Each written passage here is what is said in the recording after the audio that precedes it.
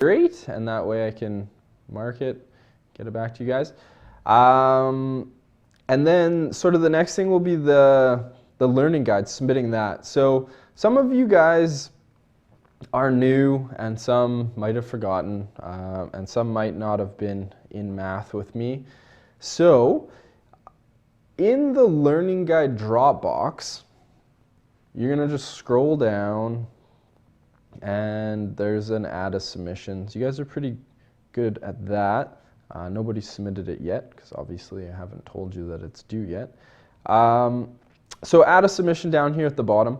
So when you guys are done your learning guide, remember we kind of went through the notes together. There was a few blanks that we didn't get filled in. So try to find them in the course, or if you have to search online or whatever, just try to fill it in. And then at the end of each section, there's a little practice. So the first section had, I guess I could just look at it. The first section had matching, and the second section had, oh, maybe the first section didn't have matching. Scroll down here. It did have matching. So some matching vocab sort of stuff. Of course, this wouldn't have been covered. The material is covered, but we didn't go through this together with the notes. So just matching the letter with the correct definition. And then there's a few questions on the chromatograph of Kamloops. And then that's kind of it for the first section. The second section had the same matching, what you guys will do, and then it also had some just questions for you to answer. Competition is an important factor in shaping ecosystems. Define what it is. So for these sort of definition ones, put it in your own words. I know what the dictionary definition of competition is, but you know that's kind of not the point of this. It's putting it into your own words so you are more likely to remember what it is. Given an example of competition that's likely to occur in your community, predation, biodiversity, and then that's kind of it. So once you're done that, you're going to submit it. We've talked about different ways to get this stuff in. So CamScanner's iPhone app, or a phone app, both Android and Apple. There are probably about 1,000 different camera scanning apps. Pick one that you like. Some students in my grade 8 class have been giving me like really high resolution PDFs. I don't know how they're doing it. I messaged them and asked, so I will find out for us. And yeah, submit it all as one file. It's 30-something pages long. I don't want 30 files. That's just not possible for me to open each page individually and things like that. So when you guys submit, you can take pictures, you can scan it, you can do whatever you want as long as you're submitting it in one file. So if you are just using a camera phone, just take a picture, load the picture into Word, take a picture, load a picture into Word, and then submit a Word document. That gets really big, so that's kind of why we encourage you to use PDF. But it doesn't really matter. As long as it's under the file limit size to get it into the course, then we really should be good.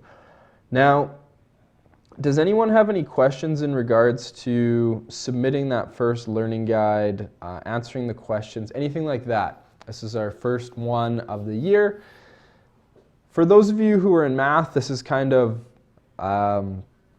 same sort of thing. If you weren't in math, when you submit a learning guide, I go through it, make sure everything looks great, and then I send out the password for the test and make sure you're kind of on the right track. Now for the first 3 units, all the biology stuff, I mean, there's not a lot of things in there that you can kind of get wrong. It's a lot of definitions and stuff like that. But once we get into the chemistry and the physics, there is a lot of really tricky things that are in there to get wrong, so it makes more sense in those units. So nobody has any questions, and there is a few more people in here, but not too many. So for those of you who are in Kelowna, we're going to go to Okanagan College tomorrow as a group, so everyone together. And the day starts at 9:30. So I think Mrs. Wood was just sending in an email. I just spoke with her this morning. And we're going to get you guys to try to get dropped off between about 9:20 and 9:35. Gives you like a 15-minute window. And drop-off will be at Okanagan College, which is on KLO Road. So in the KLO side of Okanagan College, right off KLO, there's right out front in the middle is the little bus loop where the buses pull in and pull out, and there's visitor parking and things like that. So we're going to get you guys to get dropped off on KLO in the bus loop between 9:20 and 9:30. And I believe the day is done at, I'm going to have to double check. I think it's done at 2:30 is when we'll have you guys picked up. So actually, I think it's on the homepage here when the pickup is. Yeah, 2:30 pickup for that. So that'll be a whole day. You're registered for sessions. If you aren't registered for a session, we will sign you up right there in the morning, so you don't have to worry about being like, oh, I haven't signed up for anything, I'm not going to show up. Just come, we'll get you into something you're interested in. We've gone for we went last year, and I've been a few previous years, but it's a really cool day. They open up all of the labs and all of the like workshops and things like that. I mean, last year I went with a group in the residential construction. We built some scaffolding and then took it down, and you went into the wood shop where the college students were showing, things that they'd been building in the kind of the carpentry side and then the kind of cabinetry side of things. I went to like an audio engineering one where they have a recording studio, and they talked about, things like that. There's stuff for, all of the programs they offer, just little short sessions, and I think they're like an hour each, and you go to, 3 or 4. And it's really great. Lunch is provided. We have pizza for you guys, and you don't need to bring anything other than yourselves and maybe some water. And that, again, is tomorrow at Okanagan College on KLO at the bus loop. Drop-offs between 9:20 and 9:35. After 9:35, we're going to move into the building and start our sessions. And then your parents should pick you up around 2:30 at the same bus loop. Does anybody have any questions about that? So that's Experience OC tomorrow. Myself, Mrs. Ward, Mrs. Wood will all be there. Costin, I think you should stay in class, because if you keep missing class to get caught up, then you'll be behind forever. We don't want you to be behind forever, so you're kind of doing old stuff, doing the new stuff at the same time. All right, nobody has questions about Experience OC? Nobody has any questions about Unit 1 and how to submit it? I guess I should put kind of like a date on Unit 1. So today is the 15th, and I guess I've asked you to submit your second assignment, the Create a Creature, today. So maybe this will be our last class. Let's make the Unit 1 Learning Guide due on Monday. I don't know if we'll have class on Monday or not, but we'll make it due on Monday. And then you guys can write your test next week. Unit 2 is a little bit longer than Unit 1. Does anybody have any issues with the learning guide? I mean, you could submit it today if you want. You should be done it, but Monday. So the second unit is on ecosystems, more biology. The first 3 units are all biology. Ecosystems, we talk about energy flow, we talk about nutrient cycles, and we talk about bioaccumulation. If you didn't know any better, the stuff from this unit looks exactly the same as the stuff from the first unit. So we'll just continue on with that. The Unit 2 Learning Guide, please print and complete. I fired you a little message last night. Hopefully you received that. We're going to just jump into it, because nobody has any questions about Unit 1. Latecomers, any questions about Unit 1? Nobody has any questions about Experience OC tomorrow? You guys just are Quiet bunch today, that's okay, just waking up. All right, so energy flow in ecosystems. We're going to talk about how energy flows, where it goes, where it comes from. Guess an important idea is that energy kind of just gets recycled, and then talk about some nutrients and things like that getting recycled. So the first word we're going to talk about is biomass. And a lot of times in science, words and vocab are kind of combinations of words that we already know. So what does bio mean? And then what does mass mean? And then what does biomass mean? What do we think? What does bio usually refer to? What does biology mean? What is probiotic? They all have this bio word in them. Anybody think of what bio might mean? How about mass? Anybody think of what the word mass means? Okay, maybe somebody can Google it. There you go. It's easier than thinking. Just blindly type it into Google and see what Google says. That might work. Or Bing it, if you're more of a Bing search. I'll go with that, Eric. Yes, bio means alive. So living, alive. Biology is the study of life. Mass leads coming in with the internet definition. I like it. Mass is a coherent, typical large body of matter with no definite shape. Okay, we can go with that. So bio, O'Connor coming in with the whole thing.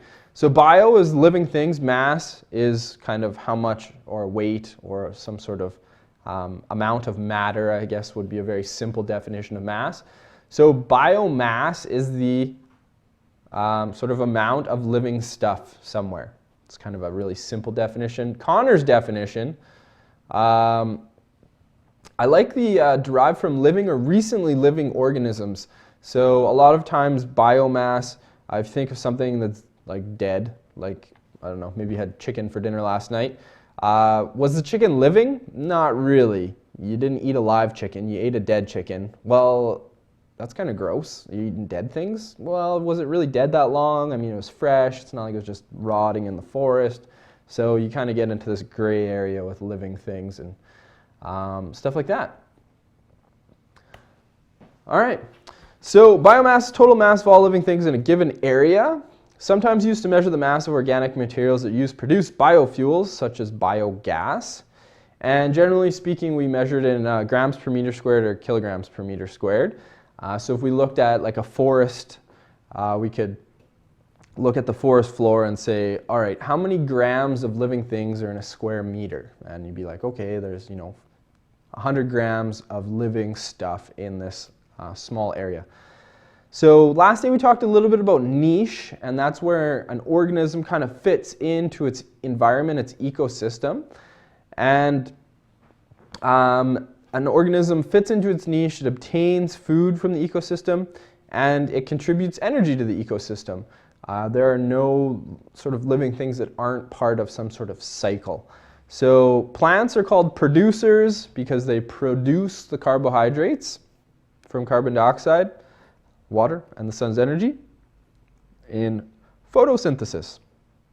And you guys learned about photosynthesis in grade 8. I know because my grade 8s just talked about photosynthesis. Here it is again. And I think this might be the last time you talk about photosynthesis. Although you might talk about it in biology 11 or 12. Although I don't think you do. All right, so this little equation at the bottom here, this is the equation for photosynthesis. This is kind of one of the really not great things about Science 10 is that you need to be able to recognize this equation, and you don't necessarily need to memorize exactly what it is, but you do need to know that photosynthesis takes carbon dioxide, it takes water, and it combines those things with some energy from the sun to produce C6H12O6 and oxygen. So this is an extremely important chemical formula. And once we get into the chemistry unit, we'll talk more about these sorts of chemical formulas.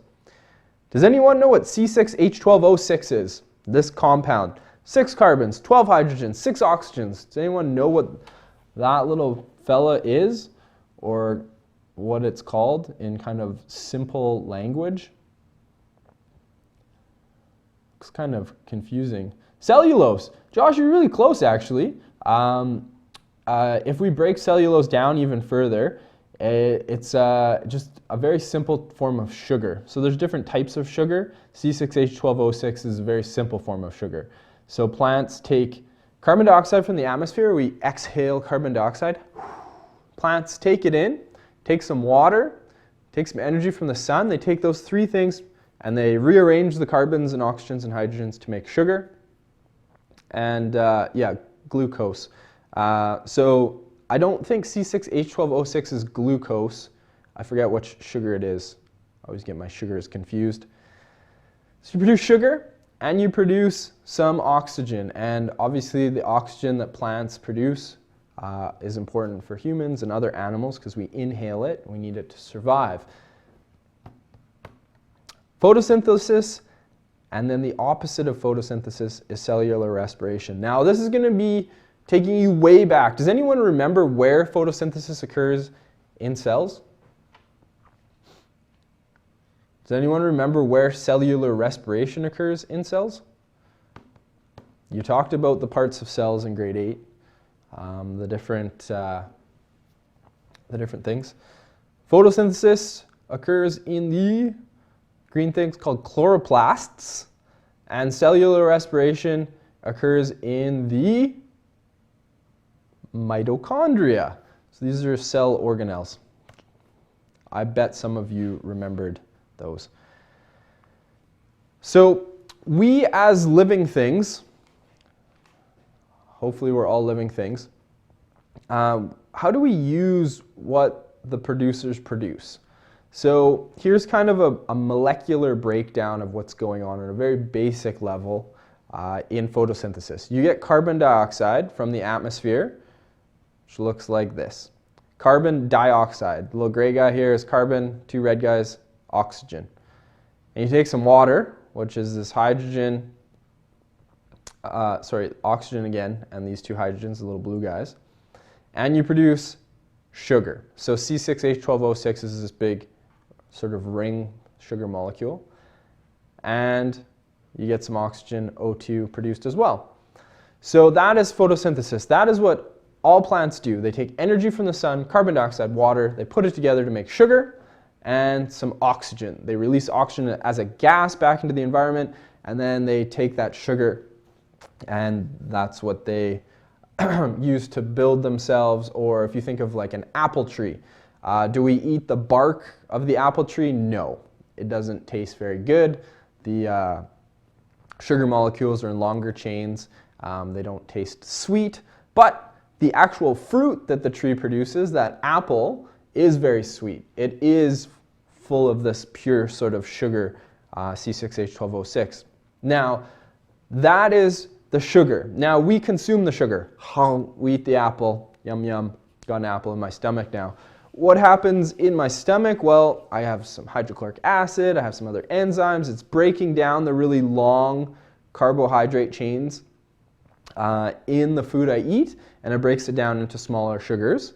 And then it gets into my bloodstream, goes to my cells, goes to this cell right here, and that cell says, okay, I need some energy, takes that sugar, and it takes some oxygen that I've inhaled through the atmosphere, and that little cell right there breaks that sugar down. When the bonds break, it gets some energy, and it produces carbon dioxide and water, and something called ATP, which is adenosine triphosphate, which is the kind of energy that all of your mitochondria and all of the cells in your body use. So you can see how if I got rid of this ATP energy down here at the bottom, these processes are exact opposites of one another.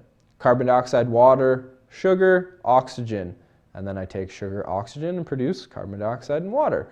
So it's kind of amazing, and it kind of makes sense that in order for us to be able to survive, we have to take in energy. Where does that energy come from? It comes from plants. And the processes that we use to get energy is the exact opposite of the process that plants use to produce the energy. Now, I don't necessarily eat just fruits and veggies all the time. Sometimes I'll eat, like last night I had a hamburger for dinner. So I was eating some cow. I love me some cow. How did the cow get its energy? Well, it ate the grass, and then I got the energy from the cow.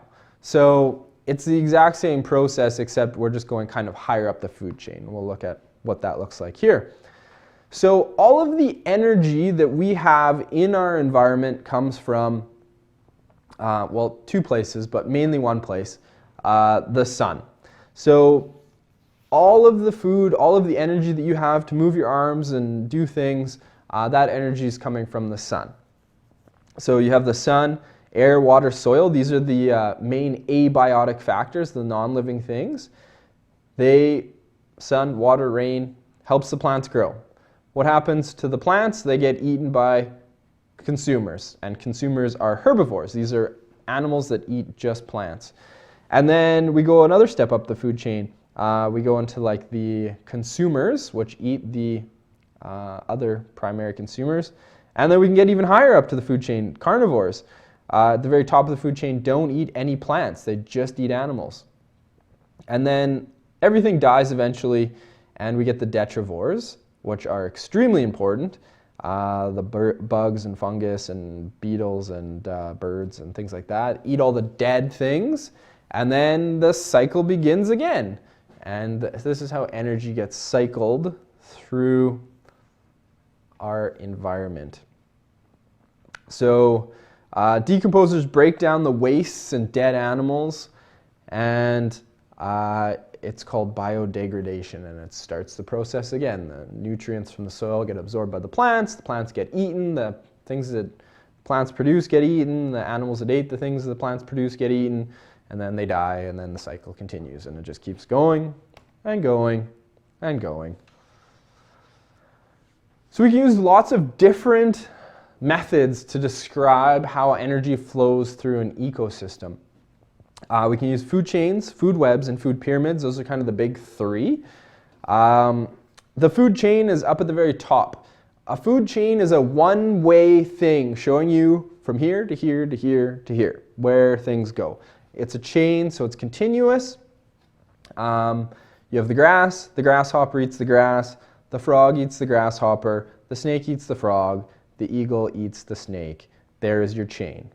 From your producer at the very bottom all the way up, the energy gets transferred to the eagle. The eagle eventually dies, gets broken down, and the cycle begins again. So that is a food chain. One way, there you go. A food web is a little bit more descriptive. The grasshopper doesn't always eat the grass, and the frog doesn't always eat the grasshopper. Maybe the grasshopper gets eaten by a bird. Maybe the grasshopper gets eaten by something else. The food web shows more varied interactions. So you can see the example here. We have our producers at the bottom, so we have our grasses and our trees, and then maybe this grass gets eaten by the grasshopper and the little prairie dogs here. And then, maybe the prairie dog gets eaten by the vulture, or maybe the prairie dog gets eaten by this, what is that, wolf, maybe? Or the cougar.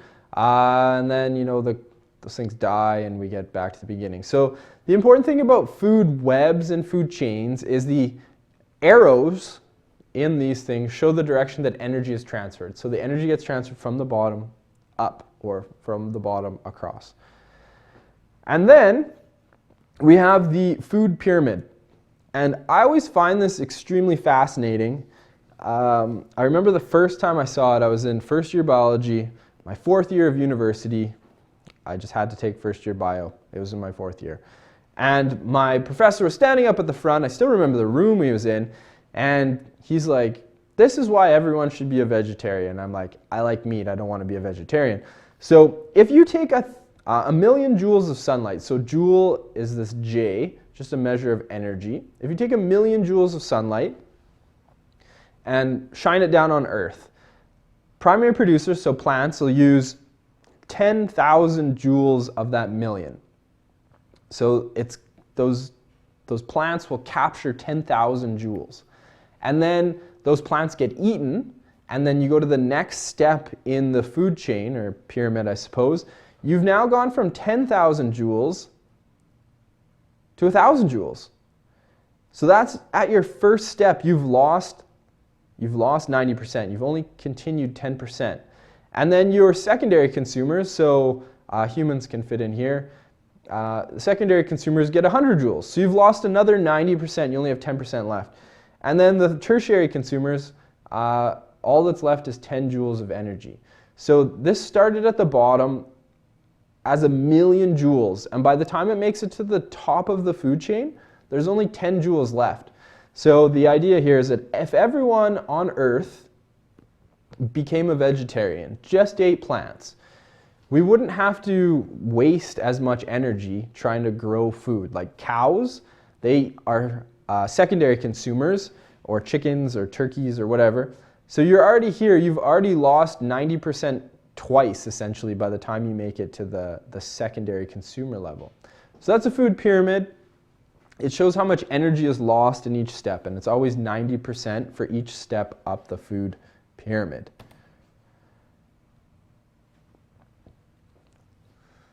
Here's where we get a little bit heavy into some vocabulary.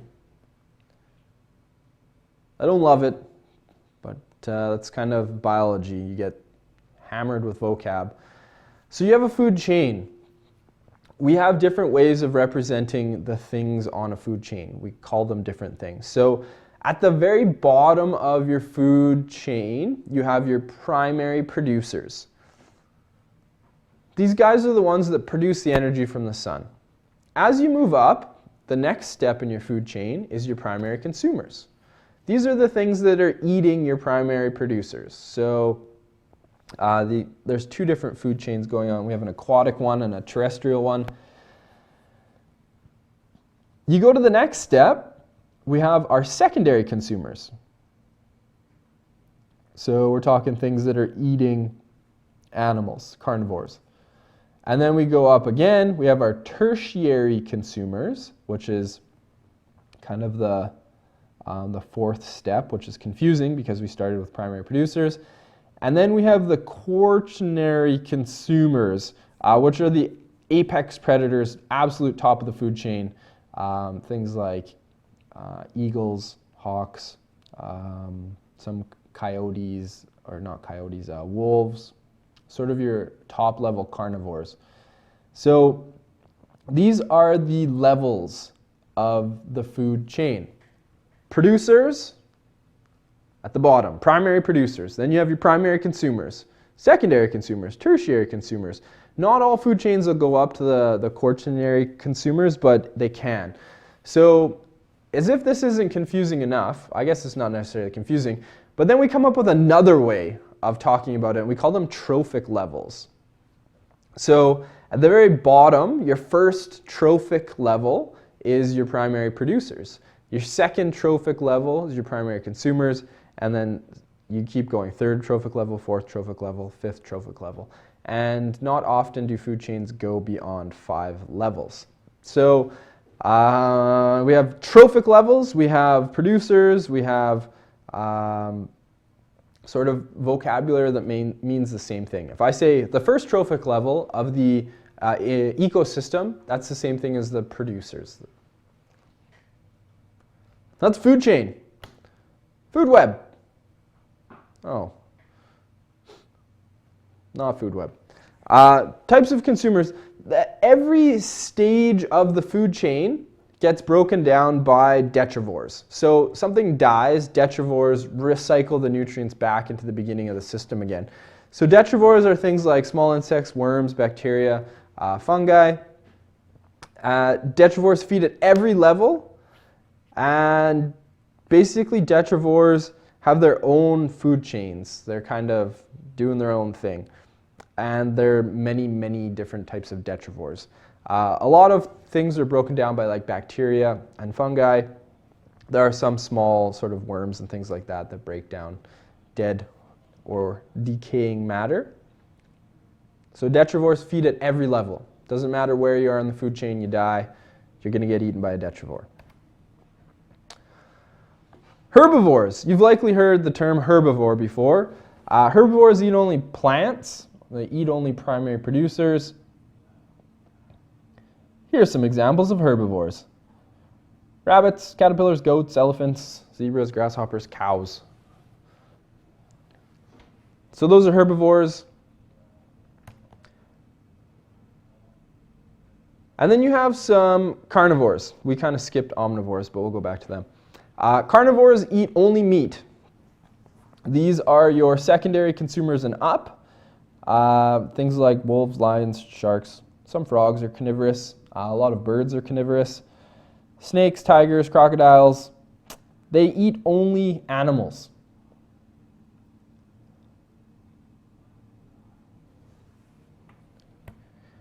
And then you have omnivores. I'm an omnivore, proud of it. So people are omnivores, bears are omnivores, pigs are omnivores, hens. Hens? How is a hen an omnivore? Anyone think of why a hen is an omnivore? I don't really think of them being carnivorous. What are hens eating that makes them an omnivore? Grass and bugs, yeah. So because hens eat mice? I didn't know that, Josh. That's scary. Because hens are eating insects, technically the insects are already the primary consumers. They're already one step up the food chain because insects are likely eating plants. If you take a hen, because the hen is eating the insect, and the insect is technically the second stage of the food or the second trophic level, you get hens are being carnivores, or omnivores, I should say. They're eating meat though, which kind of sounds silly because we don't really think of insects as being meat, but I guess they technically are. All right, so we've talked about herbivores, we've talked about carnivores, and we've talked about omnivores. Those are the three categories. You're going to fit into one of those three. This is a skull. And we can look at the skull and we can determine what type of consumer it is. So is this the skull of a herbivore? Is this the skull of an omnivore? Or is this the skull of a carnivore? What do we think? Anyone have any guesses? Leeds goes carnivore. Eric goes carnivore. Josh is going herbivore. Jesse's just going whoever's above me. I couldn't be bothered to type. Just kidding, Jesse. You probably meant carnivore. Okay, so why are we saying carnivore or herbivore? What's special about those front teeth on this particular skull? Yeah, so Josh, we're talking about the molars in the back for grinding plant matter. So these are pretty sharp looking teeth in the back. So this is in fact a carnivore. This is a tiger skull. So because it has those really sharp teeth in the front, those are for ripping and tearing at meat.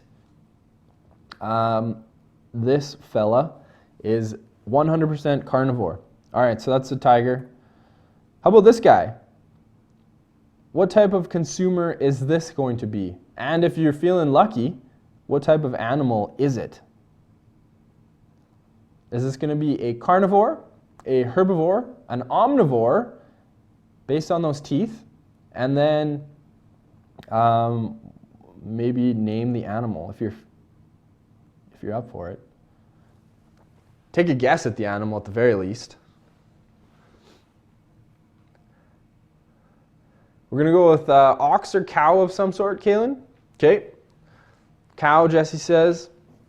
So those are definitely examples of herbivores. And you can see that the back teeth on this guy are all pretty flat. There's no sharp teeth up at the front. Remember the tiger had those really sharp incisors at the front? This guy doesn't have those. So at the very front of this guy, or girl, there's these teeth here. You can kind of see them. And these teeth are kind of, if you imagine, kind of good at, cutting grass off sort of thing. So this is in fact a herbivore. That's a deer. That's what a deer skeleton or skull looks like. So a cow would look almost identical. there'd be very little difference between a cow and a deer in terms of their sort of jaw structure and things like that. You didn't lose, Kaylin. You tried. That's all we can ask. All right, how about this fella? If that's a deer, what's that? We can go herbivore, carnivore, omnivore. It looks very similar to the deer. Almost identical, I'd say. We're going with moose. A moose. It's a big jaw on the bottom, hey? Compared to the deer has that very kind of thin bottom jaw. This one has this really, really thick bottom jaw. Kaylin's going definitely a cow. Definitely a cow. We've got moose and cow. Anybody want to put in a last second guess? I see that everyone's gone with herbivore. That's a cow. Well done, Kaylin. Well done. All right, cow. This one's pretty easy. But what type of animal is it? What type of consumer is it based on those teeth? We're going to go with crocodile. Crocodile, crocodile, crocodile. Or is it an alligator? What's the difference between the crocodile and the alligator? Lion. Jesse nailed it. Alligators have longer snouts. I thought it was the opposite. I thought the alligators had the kind of like wide, flat snouts, and the crocodiles were really narrow and long. I'm not a reptile expert. Somebody said carnivore. Jonah. Thank you, Jonah. Look at these teeth. They're so sharp. They're meant for tearing meat. There's no teeth in this mouth that are meant to grind things down. Everything in that mouth means business. There we go. Alligator's wider. I was on the right track. Thank you, Leeds. Crocodiles' front ends are more pointed and V-shaped. Toothy grin. Crocodiles look like they're flashing a toothy grin as the fourth tooth on each side of the lower jaw sticks up over the lip. I'm going to say this is an alligator. And it is an alligator. Look at that.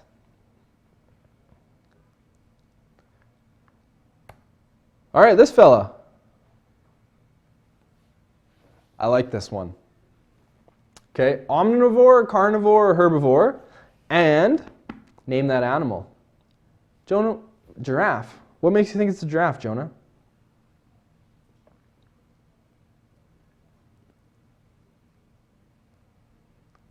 And what do giraffes eat? Are they carnivores? It just looks like it. Okay, well, that's fine. Herbivores? Giraffes are herbivores. Giraffes aren't chasing down animals in the wild and eating them. The horns, yeah. You can notice that there's kind of these protrusions off the head that giraffes have. I didn't know until I looked up this skeleton that the giraffe had these kind of like horns. I didn't know that they were actually horns. Well done, Jonah. You got it. That is in fact a herbivore again. You have these front teeth for kind of nipping at leaves, cutting them off, and then they go into the back and chew and chew and chew. These really flat molars in the back allow it to grind down the leaves and the grass that it eats. All right, how about this fella? Things getting a little interesting here. Herbivore, carnivore, omnivore, and what type of aminal are we dealing with here? That's a pretty scary looking thing. I wouldn't want to meet that in the jungle or forest. Any guesses on the animal, first of all? And then maybe we can talk about the type of consumer that it is. We got to vote for cougar. Those big sharp teeth in the front. We've got a big cat. Does anybody have a cat at home? Anyone have like a little house cat? Or a barn cat or something? Some of you guys live on farms. Yeah, a few of us have cats. How about the teeth in the back of your cat's mouth?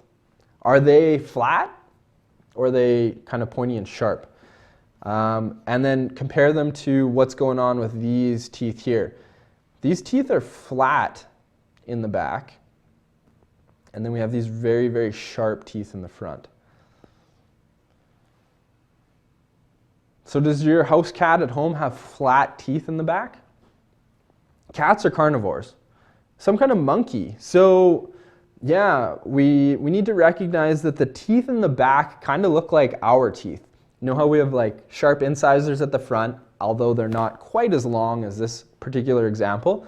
But we have flat teeth in the back. So we're omnivores. Our mouths are designed to be omnivorous.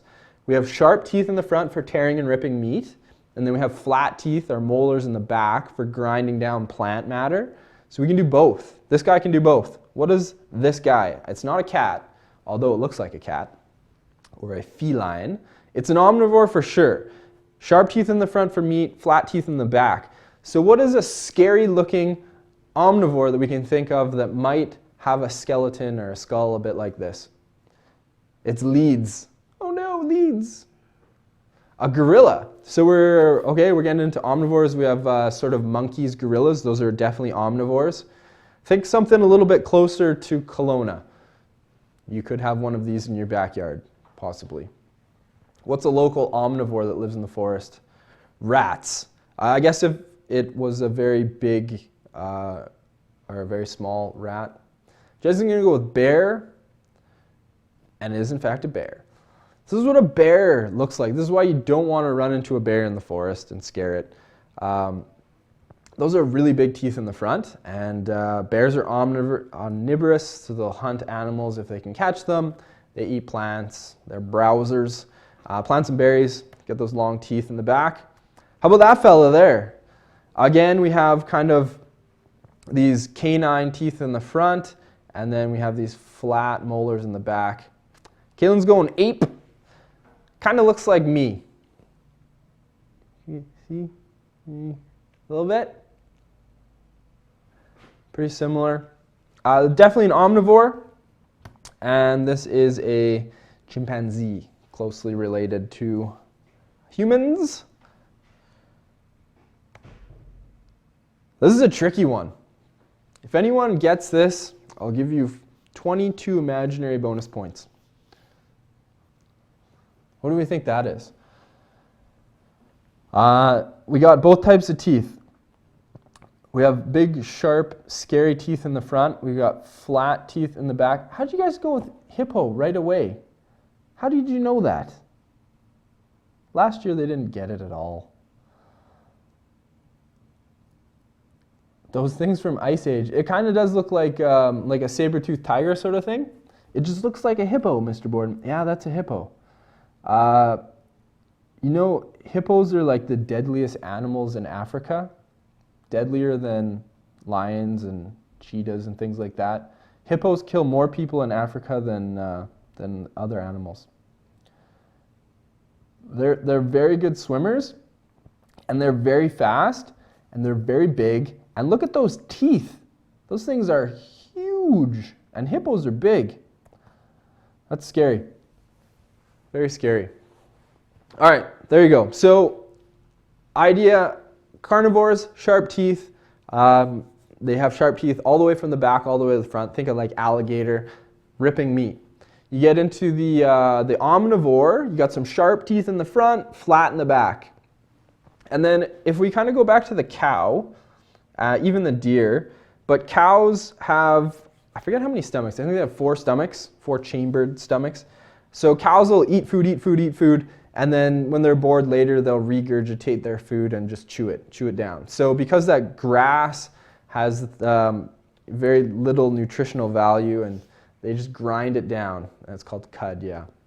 So cows regurgitate their cud, and they chew and chew and chew, and break it down, so they can get those really long chains of carbohydrates that make up the plant down into smaller sugars that their body can use.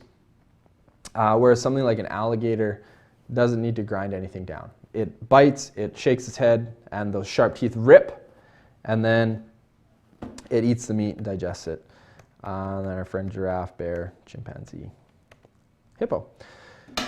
All right, so most organisms are part of many food chains. So just showing one possible direction for energy to travel isn't really a good way of describing how energy flows in an ecosystem. So often we'll use a web because it'll show many paths for energy to flow.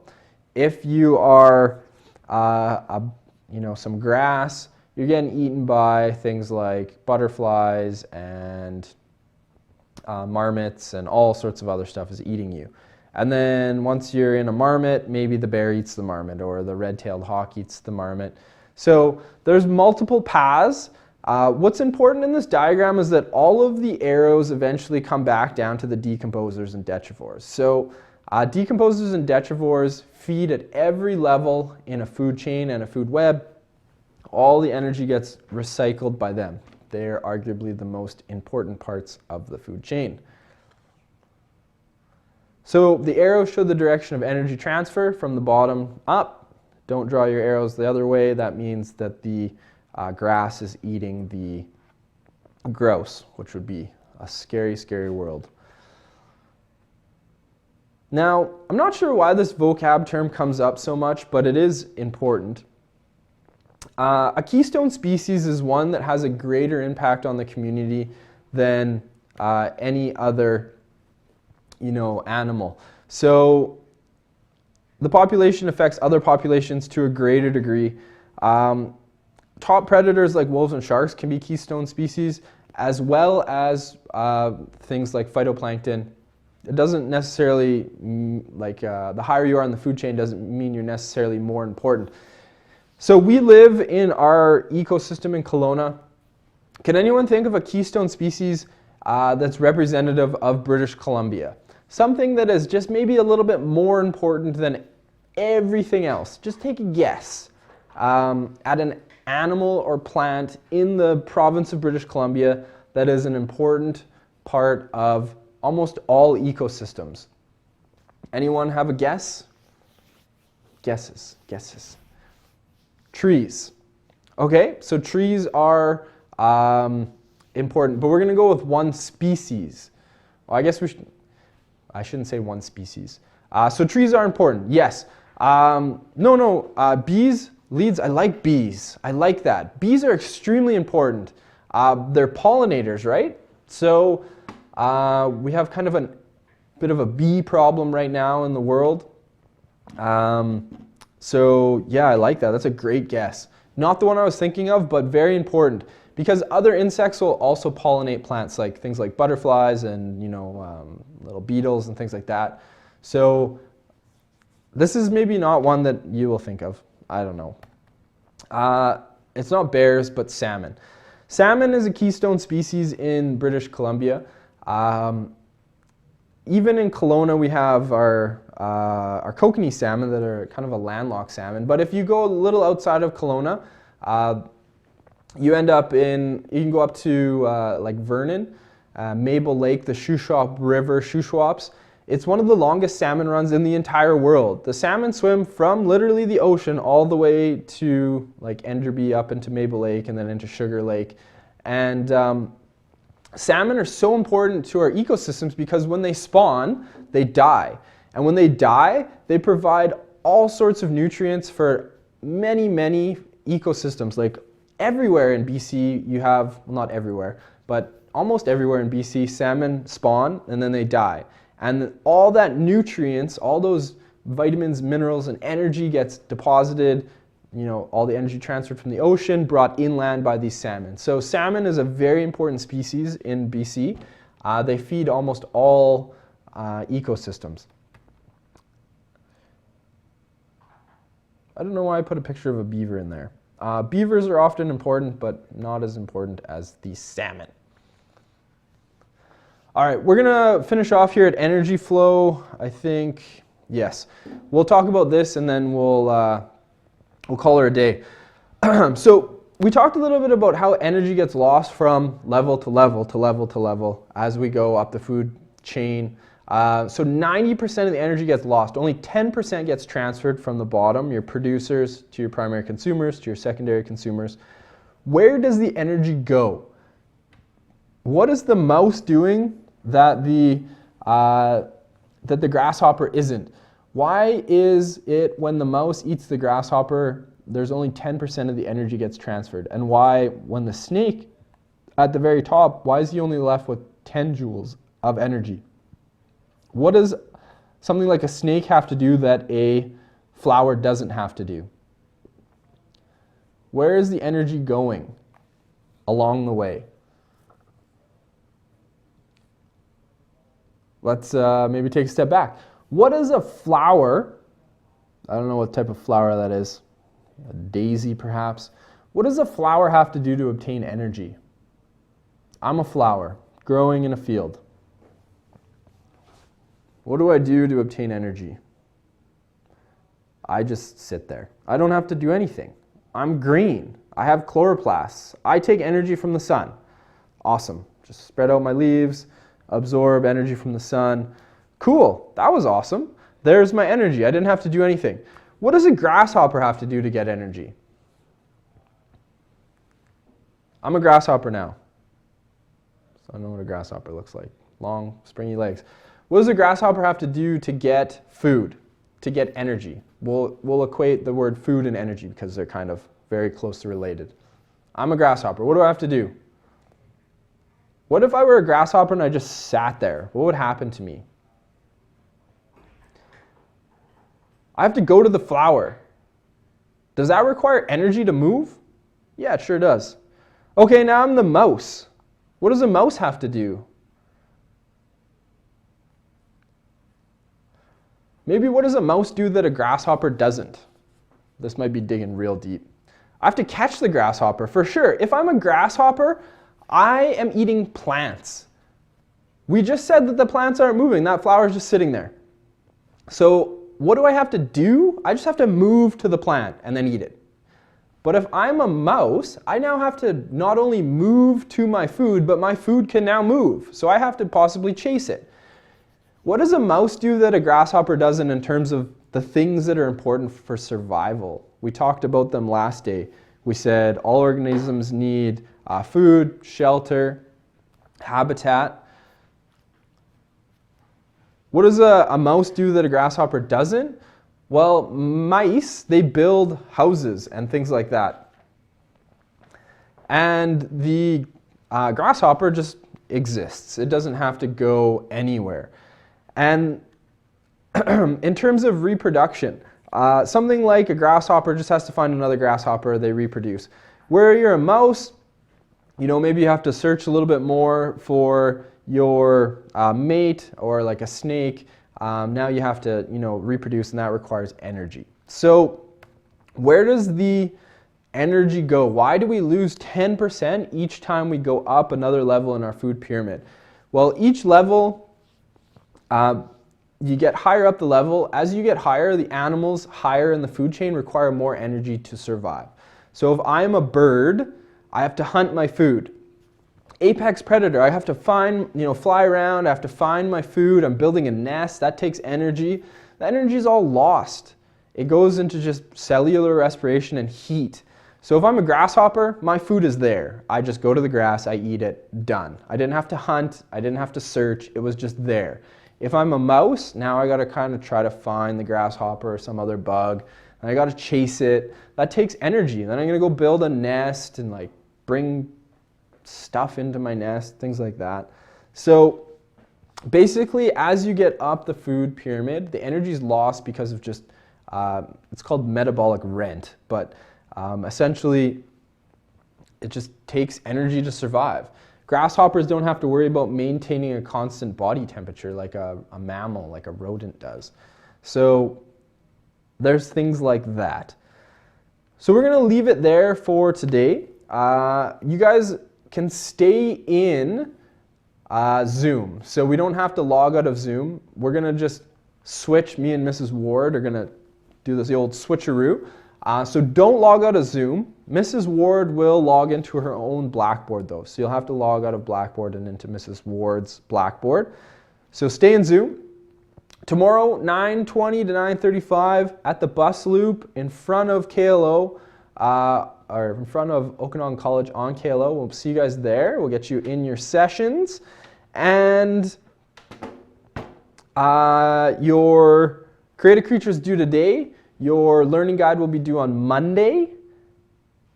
And that's kind of where we're at. So does anybody have any questions before we take off for the day? So you guys will have about a 10-minute break. Mrs. Ward will start at 10 after 5. No, I'm going to start that again. Mrs. Ward will start at 5 after 10. Stay in Zoom, log out of Blackboard. So the video will just replay here in a few minutes. The timer will start. Log into Mrs. Ward's Blackboard, and we will see you guys tomorrow at Okanagan College. Thanks.